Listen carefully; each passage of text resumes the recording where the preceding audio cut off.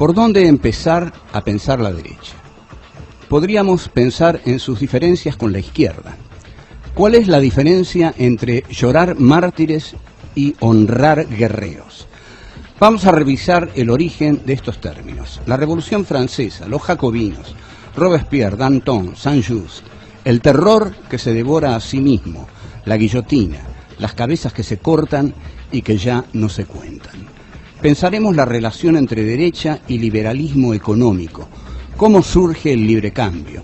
Veremos qué nos dice la derogación de la llamada ley del hambre. No podemos pensar la derecha sin pensar en la falacia de la mano invisible. ¿Qué significa el rechazo a la intervención del Estado en la economía? ¿Por qué no prospera la derecha nacionalista en Argentina? Tenemos que pensar el golpe de Uriburu, Lugones y la hora de la espada, Ibarguren y la figura de Rosas, la restauración de las leyes, la picana, el fusilamiento de Di Giovanni. Tenemos que pensar por qué, con excepción de la década menemista, la derecha liberal en Argentina no pudo imponer su plan económico junto con la democracia. Hay aquí una contradicción insuperable.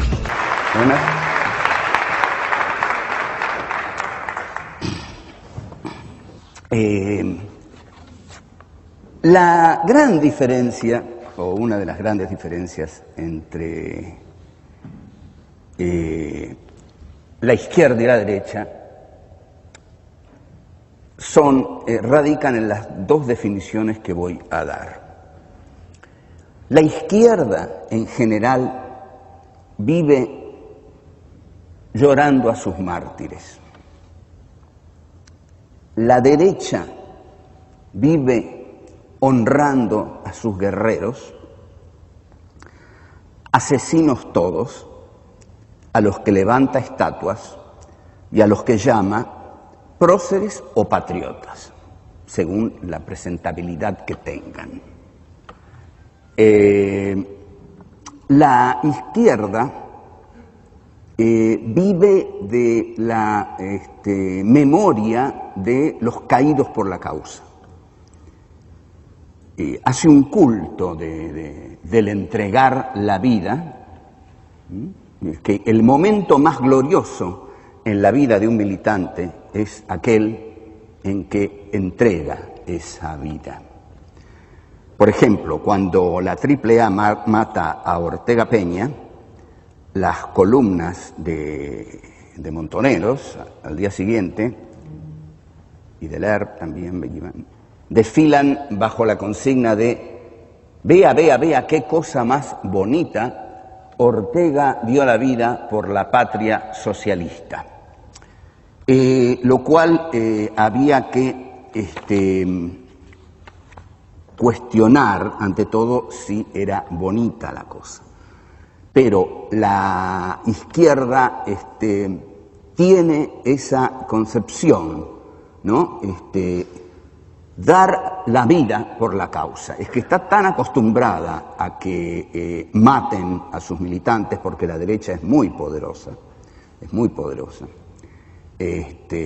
La derecha sabe que tiene derecho a tener el Estado, a tener las armas, a dictar las leyes, a instaurar las prisiones, por seguir a Foucault, a instaurar los manicomios, pero sobre todo a tener las armas, a tener el poder del Estado y a dictar las leyes.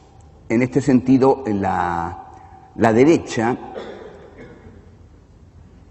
honra más a sus guerreros que a sus víctimas, porque no tiene tantas víctimas. Lo que la derecha piensa es que el orden natural de las cosas debe ser el orden que ella impone a las cosas, que toda alteración de ese orden es anarquismo, acratismo, subversión, revolución, palabras malditas por las cuales se suele tomar brutalmente la vida de quienes se levantan en nombre de esas causas. Los términos izquierda y derecha nacen en la Revolución Francesa y la izquierda nace por el Club de los Jacobinos, que llevaba este nombre porque se reunían en un monasterio, que era el monasterio de los Jacobinos, y el jacobinismo es el ala más extrema de la Revolución Francesa. En este sentido es su ala izquierda.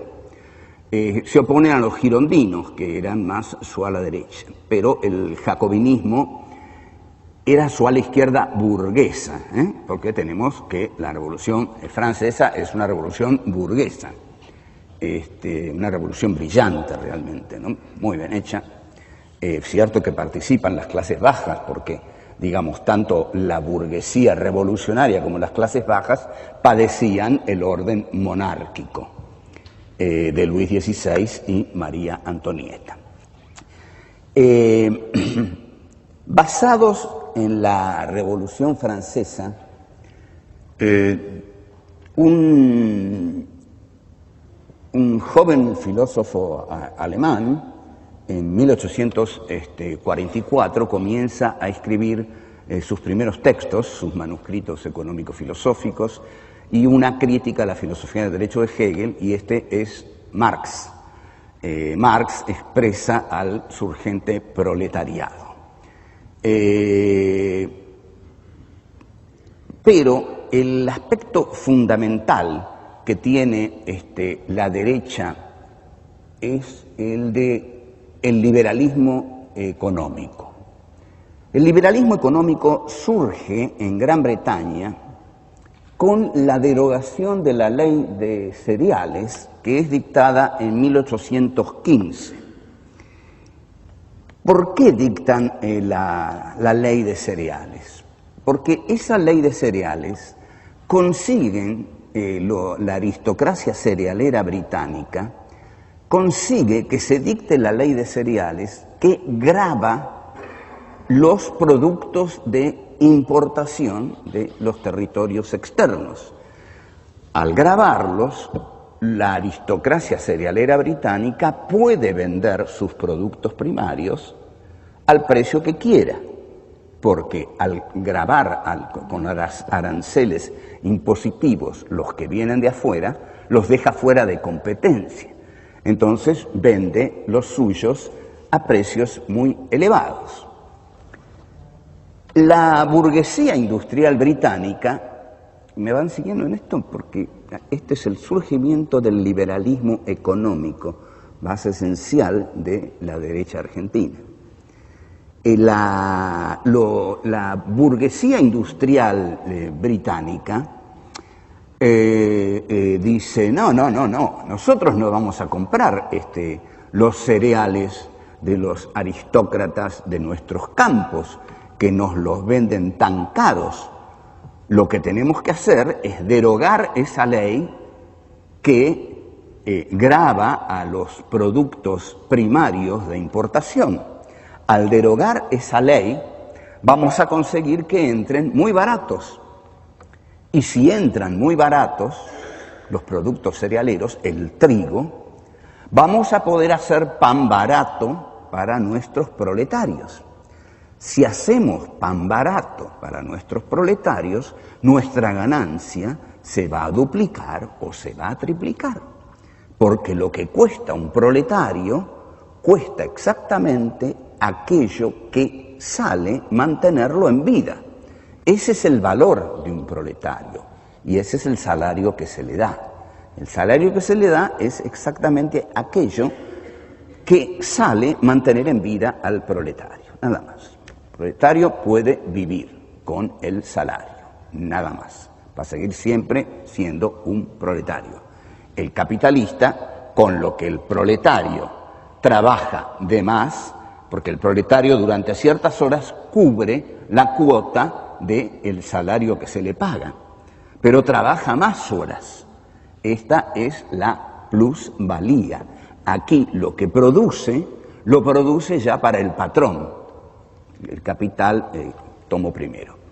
Entonces, la plusvalía es la herramienta económica que hace a la riqueza de la derecha. La derecha es el capitalismo, el capitalista es la derecha. El obrero es la izquierda, porque es el explotado. En general, la izquierda va a ir adoptando para sí el papel de la víctima, del explotado, del hambriento, del expulsado, del que tiene menos derechos. Y entonces ocurre así: el capitalista contrata a un obrero y le paga un salario. Ese salario, digamos, es de 40 pesos, porque con 40 pesos ese obrero puede comprar todo lo necesario para vivir. Entonces le paga 40 pesos. Pero ocurre que en las horas en que ese obrero trabaja en la fábrica del capitalista, produce más que 40 pesos, produce 90 pesos. Entonces hay 50 pesos con los que se queda el capitalista. Este es el plusvalor o la plusvalía que el obrero genera para el capitalista. De esta plusvalía, el capitalista va a decir que él la merece, porque con esta plusvalía él compra nuevas máquinas, mejora la calidad, puede poner otra fábrica y dar más trabajo, porque los patrones, que son la derecha, siempre van a decir que ellos son los que le hacen un gran favor a aquellos a quienes emplean. Nosotros somos creadores de fuentes de trabajo. Ustedes son los que tienen que venir a trabajar a nuestras fábricas. Nosotros creamos las fuentes de trabajo. Ustedes tienen que venir a trabajar. Sin nosotros, ustedes no tendrían trabajo. Fíjense todo lo que tienen que agradecernos a nosotros, a nuestro esfuerzo, a nuestra laboriosidad, a nuestra imaginación. Entonces, el capitalista está seguro de hacerle un gran favor al obrero, ¿no? Le da trabajo para que mantenga a su familia. Somos muy, muy generosos. En el capítulo 24 del Capital, Marx también dibuja la figura de el capitalista y el obrero, la derecha y la izquierda. Y dice, hay una leyenda que dice cómo se formó el capital originario, porque hagamos la pregunta, ¿los capitalistas siempre tuvieron el capital? No. O sea que hay un capital originario que el capitalista de algún lado lo debe haber sacado. ¿Qué contestan los ideólogos del capitalismo? Dicen, bueno, en los orígenes, una especie de respuesta bíblica, en los orígenes había una pandilla de holgazanes que no hacían nada. El cuento del chanchito práctico, más o menos, de Walt Disney, ¿sí? Es el cuento del capitalismo, es ese. Que no hacían nada, se divertían como los dos chanchitos, los otros dos chanchitos. Se divertían, la pasaban bien, y había otra clase que trabajaba e iba juntando dinero. En determinado momento, esa clase tuvo el suficiente dinero como para contratar a los holgazanes. Y los holgazanes se dieron cuenta de que les convenía trabajar para los patrones porque necesitaban dinero, necesitaban vivir y ya no podían seguir holgando porque se había acabado la fiesta. Así es como nace el capital originario, dice, es decir, nace con una clase laboriosa y con una clase no laboriosa, y la clase laboriosa acumula el capital como para contratar a la clase no laboriosa y hacerla trabajar para ella.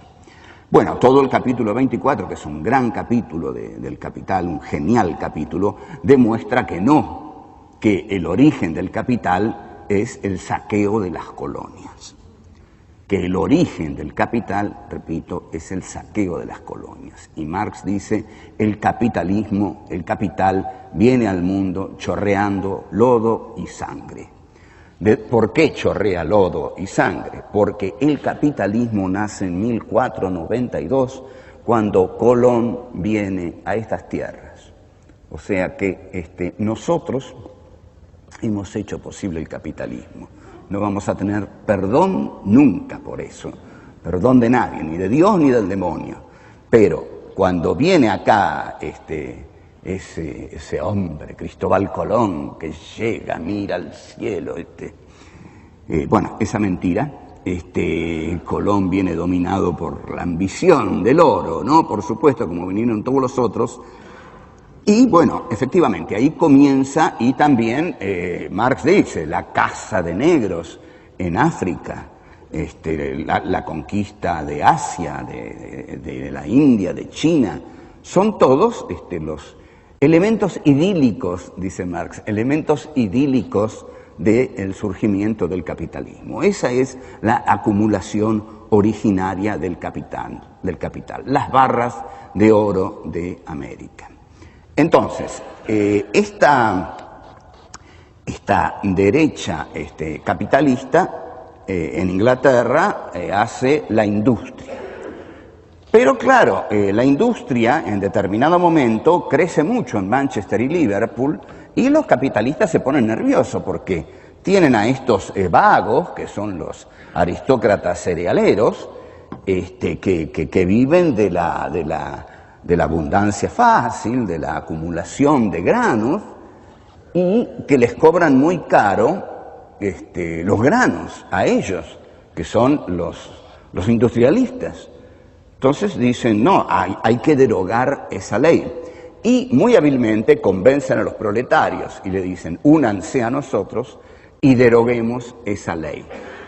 Y la llaman la ley del hambre. La ley del hambre, porque al no permitir entrar materias primas de las colonias, esa ley es la del hambre, porque están condenados a comprar materias primas caras y entonces hacer un pan caro para los proletarios, o sea, entonces le pueden pagar menos y sobre todo ellos ganan menos porque tienen que pagar con una mercadería que les sale cara.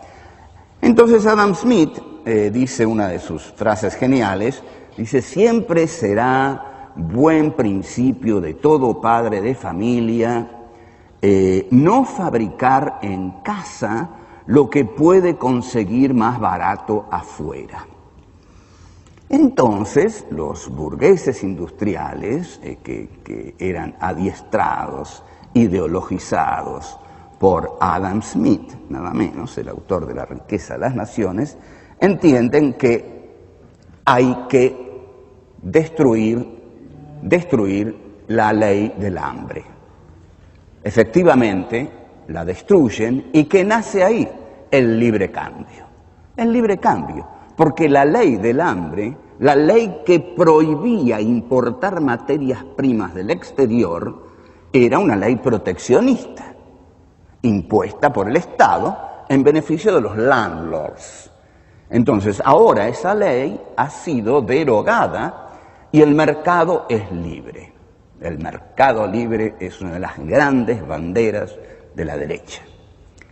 No obstante, todo país capitalista, dice Marx, que quiera desarrollar la industria, debe adoptar el sistema proteccionista en Europa. Aquí no lo hicieron, debieron hacerlo. ¿Por qué? Porque aplicar el sistema proteccionista, ¿qué quiere decir? No, las máquinas las vamos a hacer nosotros. Si las importamos, si se las compramos a ustedes, vamos a tener algunas máquinas, pero vamos a vivir toda la vida comprándoselas a ustedes. Tenemos que aprender a fabricarlas. Y para fabricarlas en casa, tenemos que establecer leyes proteccionistas que impidan la entrada de las máquinas de ustedes, de los ingleses, por ejemplo. Porque si entran las máquinas de ustedes, que son más baratas que las que podemos hacer aquí, no va a surgir la industria nacional. Esto es lo que intentó hacer Perón con el IAPI y las leyes protectoras. Pero en Alemania, Alemania, que es un país que llega tardíamente a la unidad nacional, establecen leyes protectoras. Entonces ahí, con la genialidad de Bismarck, por supuesto, Alemania llega en poco tiempo a ser una potencia industrial con las leyes protectoras. Después va a pedir el libre cambio, lógico, pero que los otros sean los que abran sus mercados. ¿Por qué? ¿Qué va a decir Inglaterra? Ahora, a través del libre cambio, nosotros importamos trigo barato de las colonias, sobre todo de esa colonia del sur, que alguna vez tuvimos la imprudencia, la necedad de tratar de conquistarlas, y que se rebelaron heroicamente. No hagamos más esa idiotez, las vamos a conquistar por medio de la economía. Además, necesitamos que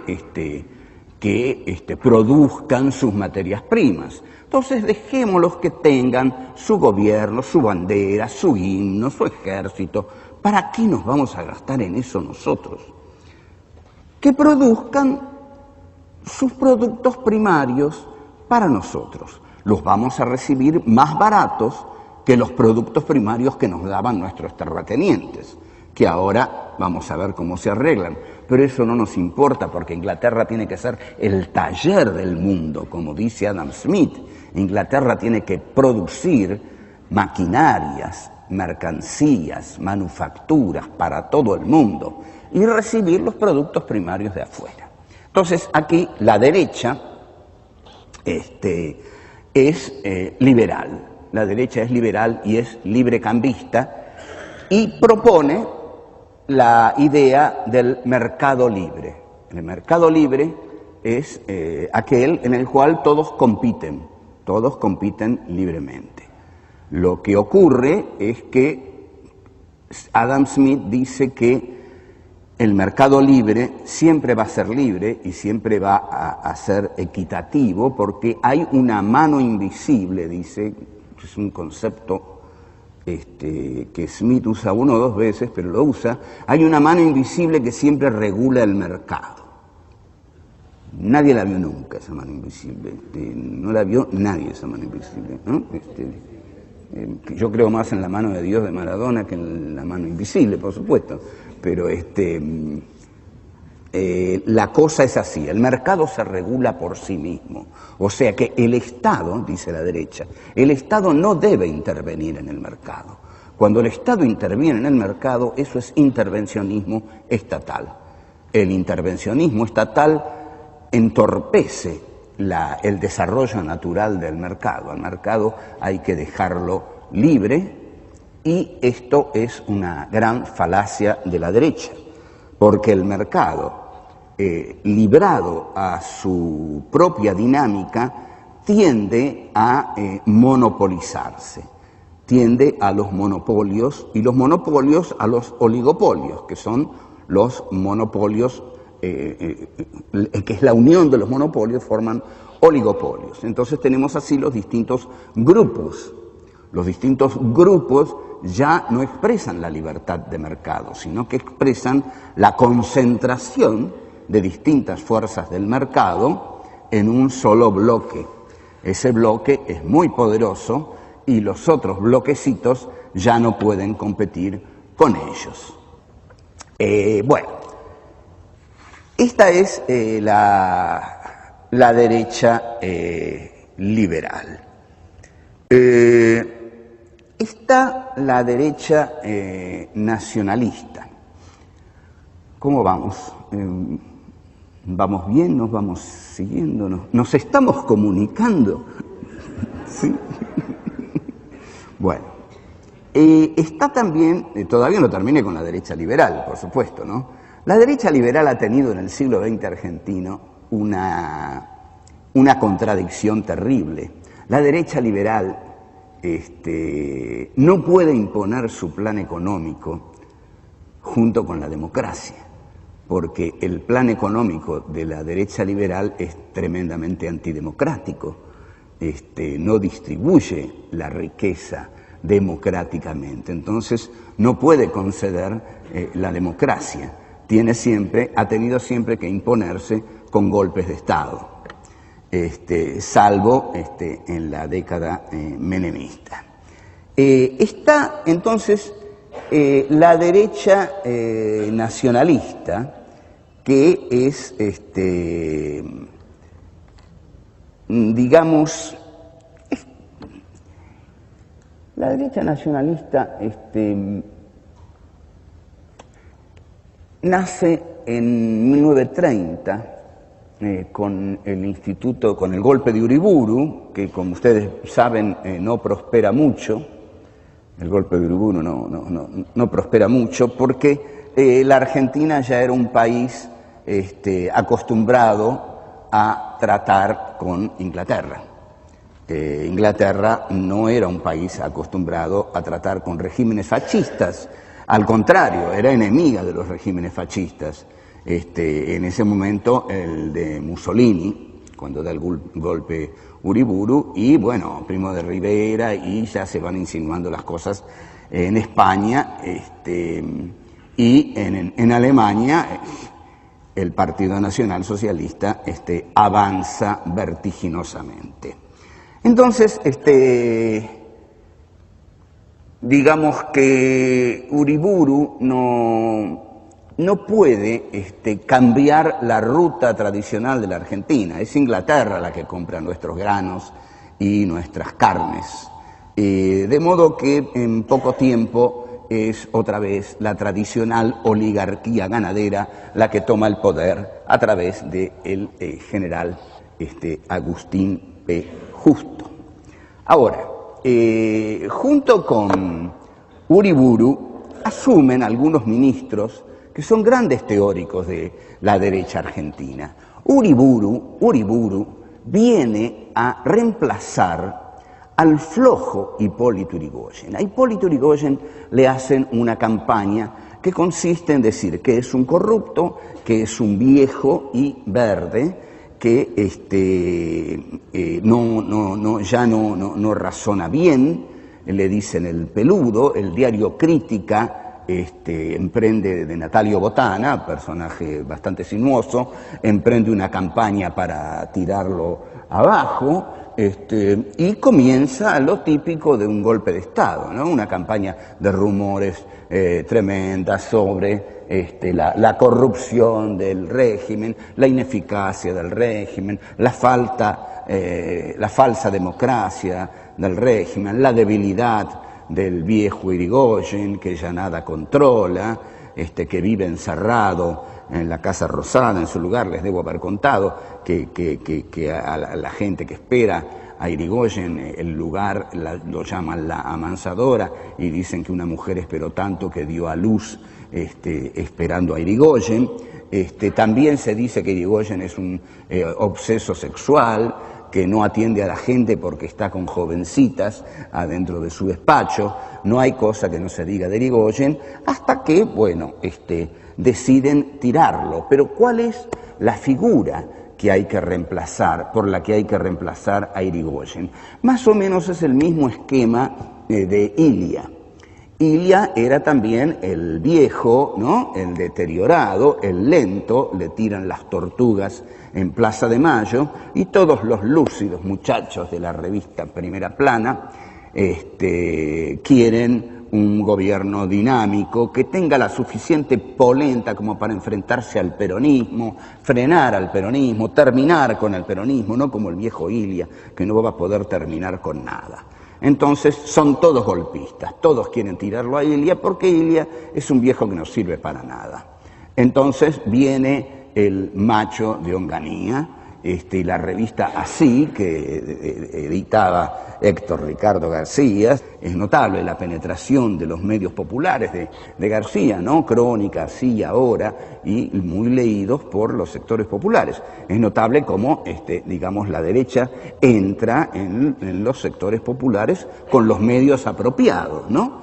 Crónica es uno de esos medios, ¿no? Mucho fútbol, mucha sangre, carreras, etcétera, etcétera, box.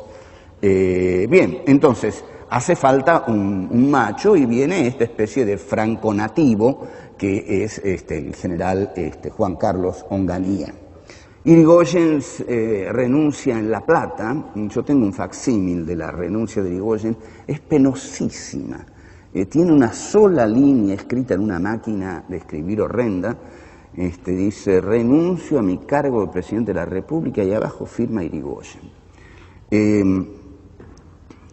Triste final, ¿no? Después le hicieron un entierro así, tipo Alfonsín, pero claro, el entierro de Alfonsín tuvo una finalidad política, ¿no? El de Irigoyen no, descubrieron que lo querían mucho, Irigoyen. Ahora, bien, Uriburu entonces se adueña de la Casa Rosada con sus cadetes y aparecen todos los machos, todos los duros, ¿no? Leopoldo Lugones, Carlos Ibarguren, el hijo de Leopoldo Lugones, el que inventó la picana eléctrica, Leopoldo Lugones había sido el ideólogo de esta revolución, porque en 1924, en Ayacucho, Perú, en el centenario de la batalla de Ayacucho, ahí es donde dice el famoso discurso de la hora de la espada. Entonces, observemos esto, las líneas históricas en la Argentina. Muy bien, lo echan a Irigoyen. ¿A quién hay que poner? Un hombre fuerte, ¿no? Acá las pelotas deslumbran a los argentinos, ¿no? Hay que hacer la política con tipos con pelotas, carajo. Entonces, Irigoyen como Ilia, dos flojos. Entonces lo rajan a Irigoyen, patan el culo y lo mandan a Martín García, donde el pobre viejo está ahí. Bueno, sí. Hay que poner, ¿a quién? A don Juan Manuel de Rosas. A ese hay que ponerlo en el poder. A un macho como Rosas, a un estanciero fuerte que resumía en sí las relaciones exteriores de la Confederación Argentina, que tenía a todo el país sometido a su mano de hierro, que los había cagado a palos a los unitarios con la mazorca, y los unitarios habían tenido que huir a Montevideo. Hace falta un caudillo. Y el referente en la historia ya no es Mitre, Sarmiento, o Roca, no, es Rosas. Y viene Uriburu. Uriburu pretende ser el restaurador de las leyes, el hombre duro. Y efectivamente es duro, porque la picana se aplica desmedidamente, ¿no? Incluso Di Giovanni, que le ponía bombas a Irigoyen, Irigoyen no lo agarraba, no es que no lo quisiera agarrar, Irigoyen no lo agarraba porque en el fondo no era Uriburu. Pero Di Giovanni no se daba cuenta de eso. Entonces apenas asume Uriburu, sigue poniendo bombas como siempre, pero Uriburu lo agarra y lo fusila. Di Giovanni muere con gran coraje y hay un enorme espectáculo en la ciudad de Buenos Aires, van a fusilar a Di Giovanni. Hay incluso un tipo que dice que es un gran actor, que él va a representar a Di Giovanni en una obra de teatro que está preparando, que lo dejen entrar para ver la muerte de Di Giovanni de cerca. Esta es una de las cosas más patéticas que ocurren durante el fusilamiento de Di Giovanni, que efectivamente no pide venda en los ojos. Breve digresión. Hay una película genial de Joseph von Sternberg con Marlene Dietrich, que ella hace una especie de Mata Hari, y bellísima, y hasta con un sombrero la van a matar, y ella se pone contra la pared, se prepara el pelotón de fusilamiento, y el teniente que tiene que dar la orden va a ofrecerle un pañuelo, una venda, ¿no? Para que, muy lindo un pañuelo, ¿no? Para que se tape los ojos. Cuando se lo ofrece, ella lo mira así, lo agarra y le seca las lágrimas al teniente. Y se va. ¿No es genial eso? es genial, es genial. Nadie esperaba eso, pero bueno. Corte acá podríamos cortar, ¿no? Qué escena, en serio, qué talento. Pero esperaban eso, nadie. Yo me caí de culo cuando vi eso. ¿Qué lo tiró? Uno dice, ¿aceptará o no la venda a ella? Pero no solo no la acepta, le seca las lágrimas al pibe que estaba llorando porque iban a matar a semejante mujer, a Marlene Dietrich que iban a matar, ¿no? Bueno, un pequeño descanso. Enseguida vuelvo.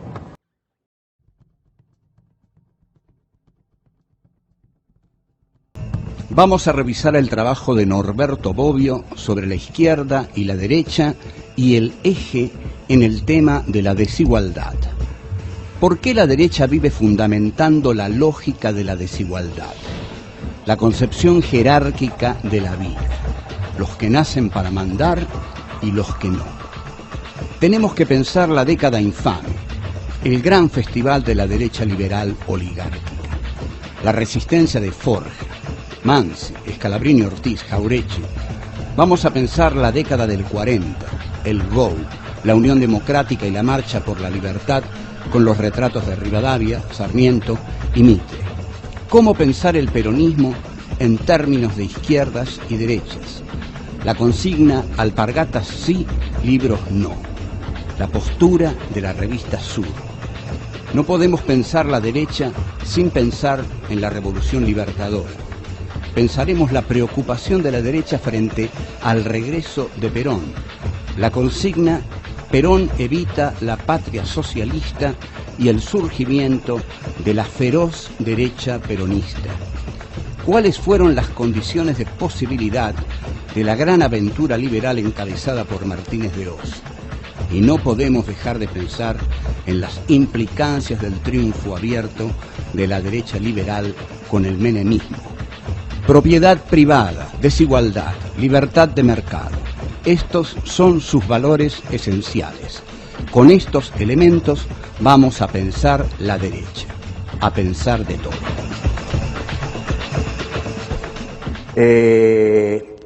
Bien, entonces, bueno, la década llamada infame es un festival de la derecha liberal, de la derecha, digamos, oligárquica, ¿no?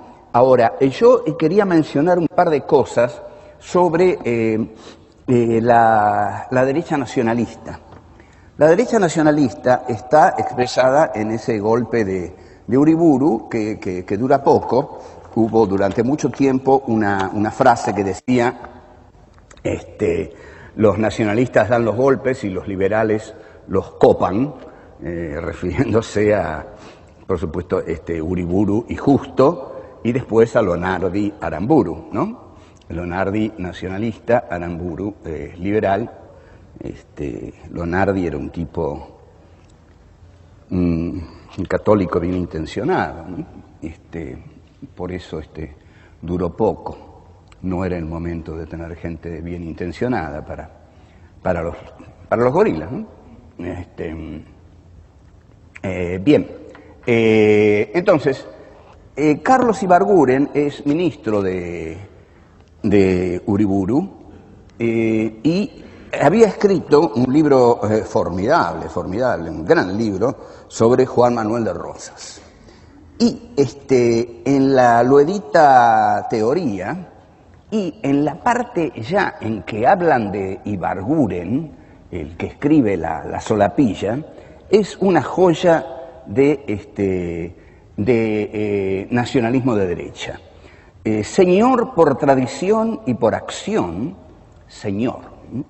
La derecha tiene una concepción jerárquica de la vida, esto es fundamental. La derecha es jerárquica. El trabajo que hizo Norberto Bobbio sobre izquierda y derecha, hace muchos años, 10, 15 años, trataba el tema ponía el eje en el tema de la desigualdad. La izquierda busca la igualdad, la derecha vive fundamentando la lógica de la desigualdad. Y la desigualdad tiene para la derecha una lógica muy profunda. No todos los hombres son iguales. Hay hombres, hay una jerarquía entre los hombres. Hay señores y hay quienes no son señores. Hay quienes nacieron para mandar y quienes no nacieron para mandar. Hay quienes tienen el capital y hay quienes no lo tienen.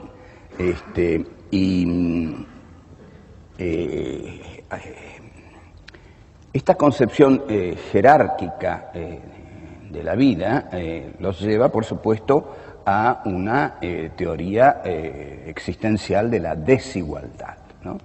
Entonces, la editorial teoría dice, señor por tradición, Ibarguren, ¿no? Es que es un gran tipo de la derecha, ¿no? Tiene un libro formidable, La inquietud de esta obra, un libro de 1934. Estos libros se pueden conseguir, es un libro formidable, es uno de los mejores libros sobre el fascismo, y lo escribió un argentino, ¿no? No es ninguna casualidad. Señor por tradición y por acción, supo ser siempre un hombre de su tiempo y mantenerse leal a las virtudes fundamentales que nos legaron los fundadores de la nacionalidad. Argentino por nacimiento y por convicción. Nada de inmigrantes de mierda, es argentino por nacimiento. Entiéndanlo bien, es muy distinto. Si ustedes no son argentinos por nacimiento, sobre todo en esta época en que lo era Ibarguren, ya son muy, muy, muy inferiores a Ibarguren. Y por convicción, sintió el país hasta lo más hondo de su ser y defendió el pasado hispánico y a nuestros próceres. Porque la derecha nacionalista toma la línea hispánica como la toma don Juan Manuel de Rosas. ¿Qué hace Rosas? Rosas es el restaurador de las leyes porque restaura las leyes anteriores a Mayo. En Mayo, para Rosas, se quiebra la tradición hispánica y para los rosistas también. Entonces los rosistas siguen la tradición hispánica que el restaurador restaura.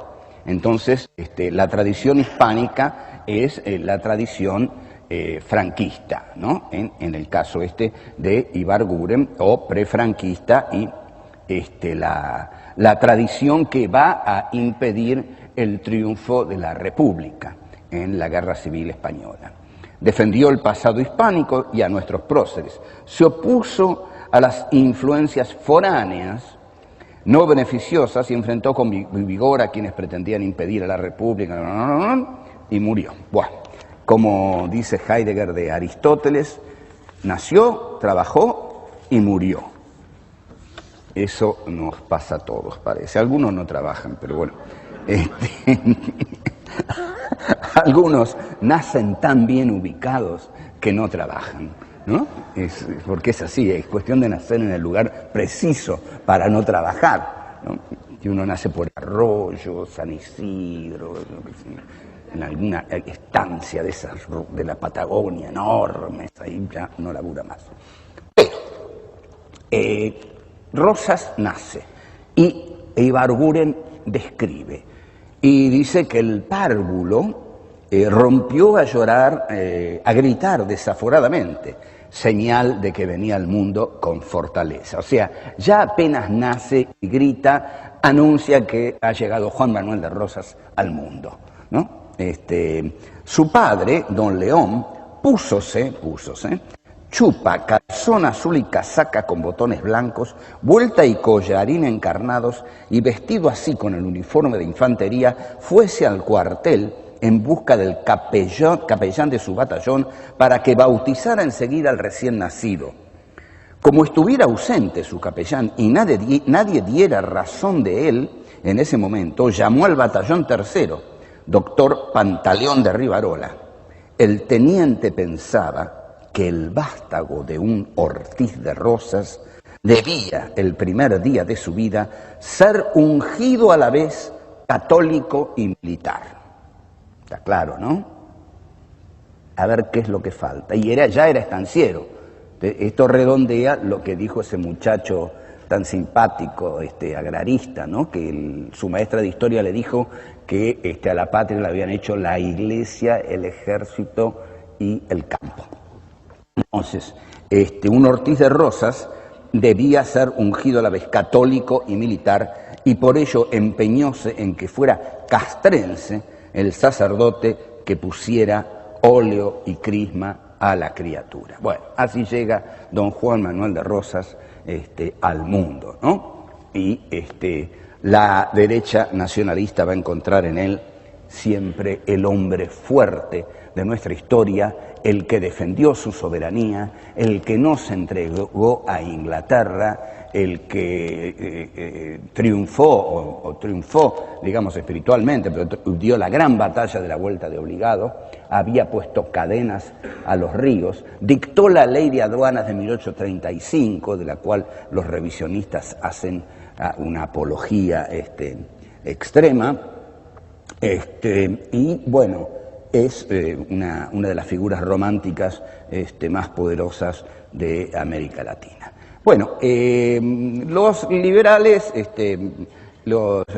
toman el gobierno con Justo y con los ministros de la tradicional oligarquía. Bueno, ya hemos visto esto, como Julito Roca va a Inglaterra, negocia las carnes, entrega todo es de Inglaterra, pero vendemos las carnes a Inglaterra, y dice esa frase tan conocida que, digamos, la Argentina es una de las joyas más preciadas de la corona británica. La resistencia que comienza a aparecer es la de los radicales de Forja.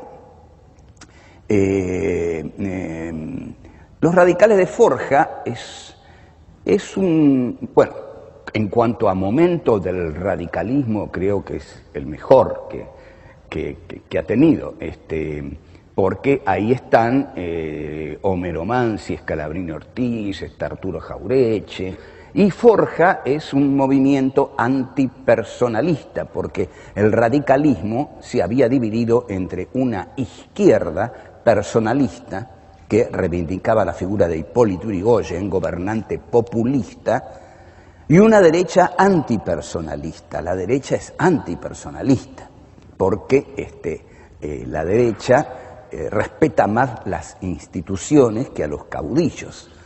La derecha odia a los líderes. El líder es una expresión de irracionalidad del pueblo. En cambio, las instituciones y la república expresan la racionalidad del sistema democrático. Así, la verdadera democracia es que siga a los hombres de un determinado partido que tiene determinadas ideas que se expresan en las instituciones de la república y que se discuten en el Parlamento. Esto que nunca pasó en la Argentina es increíble. Bueno, es lo que propone el liberalismo. Bien, vamos a ver por qué nunca pasó. Nunca pasó porque durante el gobierno de Justo, que gobierna el liberalismo conservador, los conservadores, bueno, donde hay mafiosos, Barceló, Ruggerito, donde se llama la democracia fraudulenta porque hacen fraude en las elecciones, pero así se mantiene ese gobierno conservador, y bueno, justo pasa, la Argentina pasa una década tranquila, de gran explotación, por supuesto, no crece mucho, pero cuando entra en la década del 40, ahí sí surge una derecha nacionalista, que es la que expresa el GO, ¿no? Gobierno, Orden, Unidad, o Grupo de Oficiales Unidos. El GO comienza a desarrollar la industria liviana y pareciera estar muy infiltrado por ideas nacionalsocialistas, lo cual en gran medida es verdad, porque aquí habían venido a adoctrinar a nuestras tropas personajes como Colmar von der Goltz, autor de La Nación en Armas, y en las escuelas de guerra se leía a Clausewitz, Karl von Clausewitz, y su libro De la guerra, que en los apuntes de historia militar de Perón están muy bien expuestos, porque Perón era profesor de la escuela de guerra y daba a von Clausewitz. Ahora, a este Go hay toda una derecha que lo mira con espanto. Este Go son los nazis. Y la derecha argentina está con los aliados, porque está con la democracia, está contra el totalitarismo, está contra el fascismo. Y ahí están todos, porque ahí está, el radicalismo, que es un partido de los sectores medios y que, bueno, por supuesto, está contra el nacionalismo. Está el socialismo, que por supuesto está también contra el fascismo, representado por Rodolfo Gioldi, Américo Gioldi, Nicolás Repetto y por el jefe de todos ellos, Vittorio Codovilla. El Partido Comunista depende mucho de las directivas de la Unión Soviética. Están también, la oligarquía. Esta oligarquía tiene su lugar en la universidad, a la cual iban los hijos de los ricos. Los hijos de los pobres no iban a la universidad. Los hijos de los obreros no iban a la universidad. Por eso la universidad es visualizada por los migrantes internos, por los nuevos proletarios, como un lugar de enemigos. Esa universidad es una universidad de clase, es una universidad de clase. Ahí no entra un obrero, ahí no entra un negrito que acaba de llegar del interior, para nada entra. ¿Por qué? Porque ese negrito que acaba de llegar del interior es un bruto y usa alpargatas, y es un negrito. Entonces el negrito, al sentirse así desplazado, se siente desplazado por una universidad y por una cultura, por unos intelectuales a los cuales él nunca va a poder pertenecer. Entonces, esos intelectuales que expresan, representan a los libros.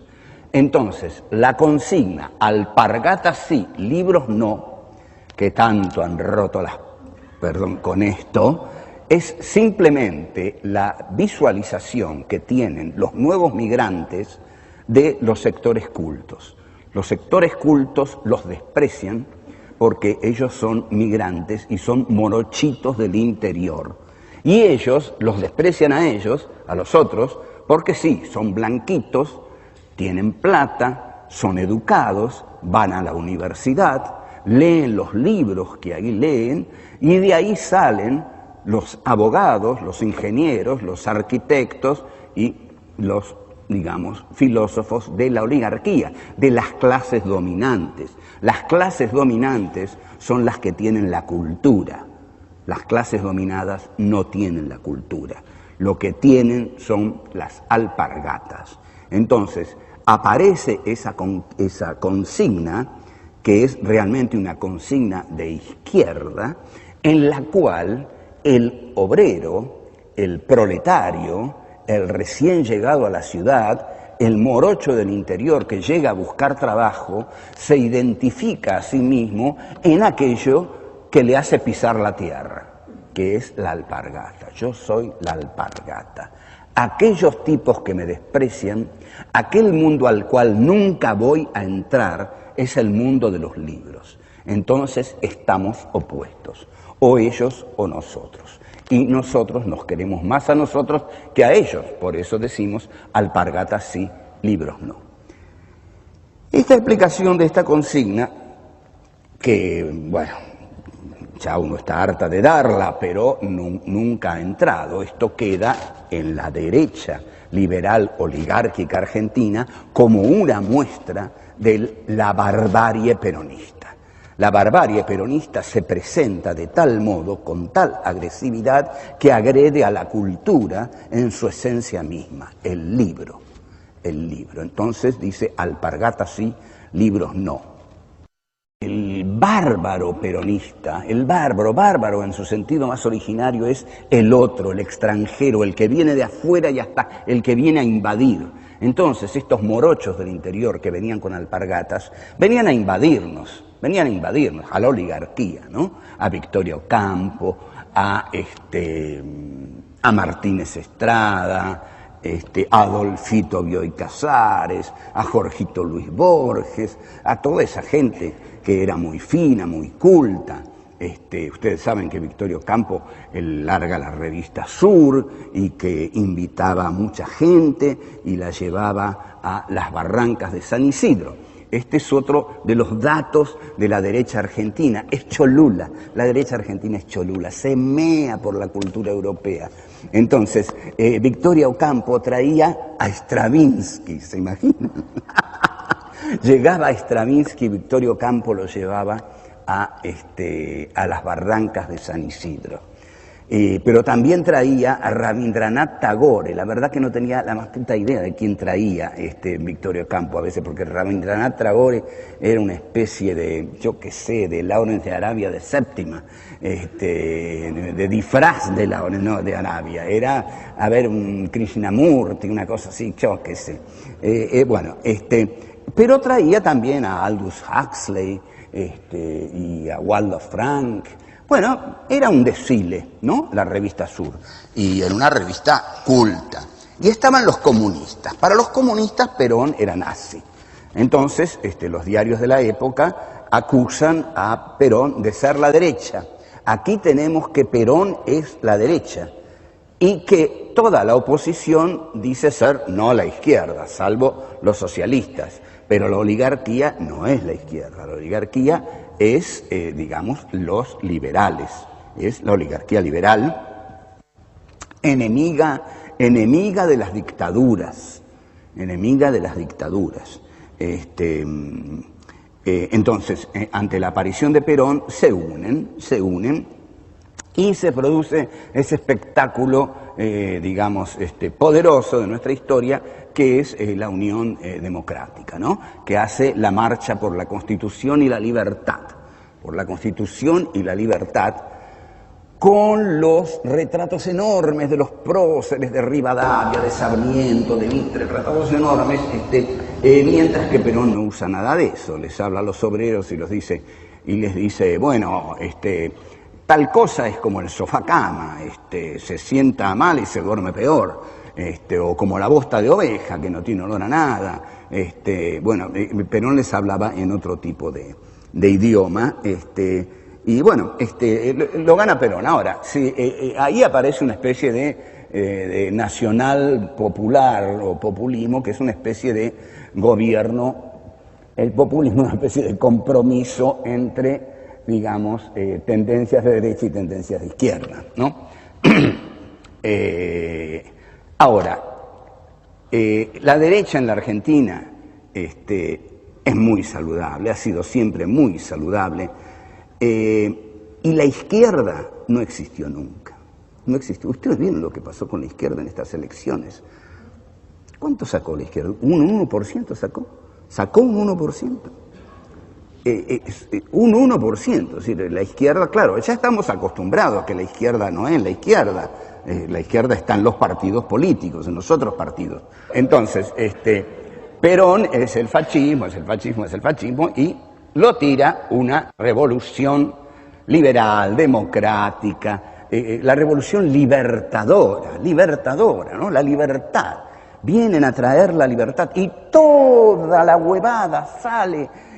Cristo vence, llenan la plaza, viva Aramburu y Rojas, viva la libertad y la libertad. Había incluso un noticioso con el periodista Carlos D'Agostino, pero Carlos D'Agostino en un noticioso, ¿saben lo que hace? Se escuchan muchas voces, y él se tapa así, dice, no se puede escuchar nada, pero no importa, dice, es el ruido de la democracia, es el ruido de las distintas voces que entrechocan entre ellos, es el ruido, disenso no se usaba en esa época, es el ruido de la democracia, de la libertad, ¿Y de qué estaba hablando? Digo, todo el peronismo estaba todo prohibido, no se podía decir, pero ya lo saben, no se podía decir Perón, los peronistas estaban perseguidos, pero es una revolución libertadora, provisional, ¿no? Es el gobierno provisional de la revolución libertadora. Bueno, y la derecha sigue gobernando, y Frondizi sigue gobernando y se alarma por algunas cosas, digamos. Se alarma por algunas cosas. El Cordobazo, ¿qué hace con la derecha? Y la pone mal, ¿qué está pasando ahí? Ahí hay peligro, ahí hay subversión. Y claro, lo que pasa es que ahí hay muchas fábricas. Las fábricas traen conciencia de clase, habrá dicho alguno que leyó un pasaje de Marx, digamos. Porque no es culta la derecha, porque la derecha solo tiene que demostrar una cosa, que los hombres no son iguales, que la desigualdad es justa y que algunos tienen que ganar más que otros. Mucho más no tiene que demostrar. Lo demás lo hace en la práctica, que lo hace muy bien. Bueno, y que el mercado tiene que ser libre y todas esas cosas. Entonces, peligro en el Cordobazo. Entonces, mandan a un general, reprime, bueno, Cordobazo controlado. Pero Onganía cae, asume Levingston la juega de nacionalista, quiere emprender una lucha contra los monopolios, solo con Aldo Ferrer como ministro de Economía, por supuesto, no dura nada. Lanusse lo echa, asume Lanusse y negocia con el peronismo. Aquí todos suponen que viene la izquierda, que Perón se ayornó y que tenemos revolución cubana, ¿no? Tenemos Argelia, la lucha en Argelia, tenemos a Mao, tenemos la revolución cultural china, tenemos Vietnam, el imperialismo que se hunde en Vietnam, tenemos a Velasco Alvarado en Perú y tenemos a Salvador Allende en Chile y pronto vamos a tener a Perón en la Argentina y vamos a hacer la revolución socialista, la patria socialista, ¿no? Perón evita la patria socialista. Chiste conocidísimo que Perón sí, efectivamente, la evitó por completo a la patria socialista y lo hizo muy bien. Pero durante esos años la derecha está muy preocupada. Y la derecha encarnada en su clase empresarial y en su clase militar. ¿Qué va a pasar con este general al que echamos? Y ahora el pueblo, no solo los gronchos que adhirieron siempre a él, de brutos, pero ahora toda la clase media juvenil, las universidades, los sindicatos, entonces deciden traerlo a Perón. Pero yo creo que de acuerdo a cómo se van dando las cosas, y es muy delicado el asunto, la cuestión de traerlo a Perón es una jugada muy riesgosa, pero muy hábil de la derecha militar, que consistiría en esto tiene que reventar de una vez por todas. Que Perón vuelva y veamos qué puede hacer. Le piden constantemente a Perón que pare a la guerrilla, que la desautorice. Perón no lo hace. Perón no va a desautorizar nada que se ponga de su lado. Es así como llega con todos, como él decía. Si llego con los buenos, voy a llegar con pocos. Tengo que llegar con todos. Entonces vuelve. Y ahí sí, aparece una derecha peronista feroz, pero la peor derecha, la más asesina que se haya visto en la historia argentina, ¿no? Porque hasta ese momento, digamos, los militares en la Patagonia mataron 1.500 obreros de la Esquila, y la derecha peronista a partir de la muerte de Perón, la AAA mata a 2.000 personas, más o menos, y ya comienza la cosa en Ezeiza con unos 200 muertos, por lo menos. Pero, ¿qué papel juega Perón? Perón es esperado como el que en el primer mes va a tomar el poder. Esa es una consigna que había tomado Perón. En el primer mes tomar el poder. Y era Cámpora al gobierno, Perón al poder. Vamos a tener el gobierno y cuando vuelva Perón tomamos el poder en el primer mes. ¿Cuánto tiempo tengo, chicos? Ok.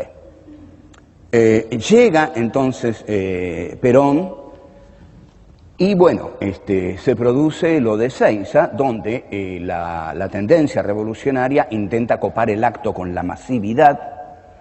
No pueden contenerla los encargados del acto y comienzan a disparar a mansalva y se produce efectivamente una masacre, de la cual siempre queda la intriga de qué es lo que sabía Perón de esto. ¿Qué es lo que sabía Perón de esto? Lo cierto es que Perón tenía un entorno incómodo, ¿no? Milo de Bogetich, que había sido digamos, soldado de Ante Pavelic, un sanguinario aliado de los nazis, croata, Osinde, López Rega, Almirón, tenía gente terrible, Perón, en su entorno, y los del palco, ¿no? Brito Lima, esa gente, el Comando de Organización, la CNU. Bueno, ¿Perón sabía o no sabía? ¿Perón sabía o no sabía? El caso es que Perón al día siguiente da uno de los discursos más derechistas de la historia argentina, donde pretende parar todo y le dice a su ala izquierda que están afuera del movimiento prácticamente, porque les niega lo que les había dado, ¿no? Les había dado consignas hechas para ellos: socialismo nacional, traspasamiento generacional y actualización doctrinaria. Chao, se acabó, 20 verdades peronistas y nada más. Entonces, ahí no recibe a la JP, no la recibe, hasta que, bueno, finalmente la recibe, la engaña. El Perón que comienza ahí es, digamos, un representante de una derecha que la verdad no tenía enfrente a una izquierda a la cual uno, a partir del asesinato de Rucci, pudiera calificar con demasiado entusiasmo. Entonces se produce algo terrible, que es ni siquiera la tragedia, porque si bien Hegel dice que la tragedia es la lucha de lo justo contra lo justo, acá no era la lucha de lo justo contra lo justo, era la tragedia de que ninguno tenía razón. Era una situación histórica increíble en la que ninguno tenía razón. Finalmente eso, como sabemos, desencadena en otra gran aventura liberal encabezada por Alfredo Martínez de Oz, que estaba al frente de Asíndar. Martínez de Oz dice: se acabó la intervención del Estado en la economía argentina.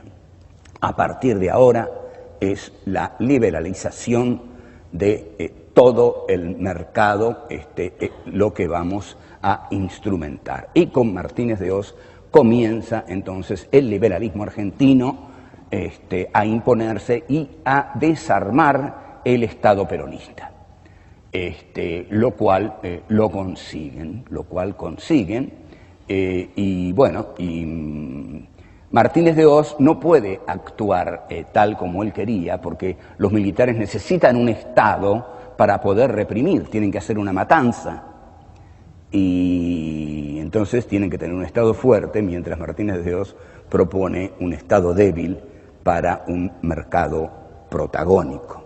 Pero el terror que imponen los militares posibilita que con Menem la derecha liberal triunfe abiertamente, y hoy sigue siendo poderosísima en la Argentina,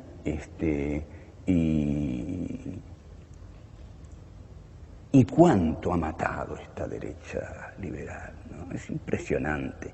Lo que la oligarquía liberal en este país ha matado es Es tremendo, porque si nosotros tomamos que en el siglo XIX mató a los negros, a los gauchos y a los indios, en el siglo XX mató a los anarquistas, mató a los de la resistencia peronista, mató a las incipientes guerrillas y mató a 30.000 personas entre comisiones internas de fábricas, de hospitales, entre psiquiatras, psicólogos, jóvenes de superficie, guerrilleros, es realmente una cifra impresionante. En suma, resumo con esto, la derecha tiene una concepción jerárquica de la vida, cree profundamente en la desigualdad, en el ámbito espiritual y humano considera que los hombres son profundamente imperfectos y tienden al egoísmo, por lo cual necesitan de la propiedad privada, que como decía Hegel, es la prolongación del yo. La propiedad privada es la prolongación cósica del yo. Cree profundamente en la libertad del mercado, en la libertad de la democracia, a las cuales va a negar siempre que sus intereses económicos se lo requieran. Y bueno, estos son sus valores esenciales. El mercado para todos es una falacia, el mercado no es para todos, y la democracia es otra falacia, porque la democracia tampoco es para todos. La democracia no es inclusiva, sino que excluye cada vez más. Por eso hoy, desde a 20 años de la caída del muro de Berlín, hay en el mundo más hambrientos que nunca en la historia humana. Esto es el capitalismo liberal de la derecha neoliberal. Bien, hasta aquí nomás. Gracias. Hacemos las preguntas. ¿Por qué antes la derecha necesitaba de golpes de Estado y ahora ganan elecciones? Qué buena pregunta.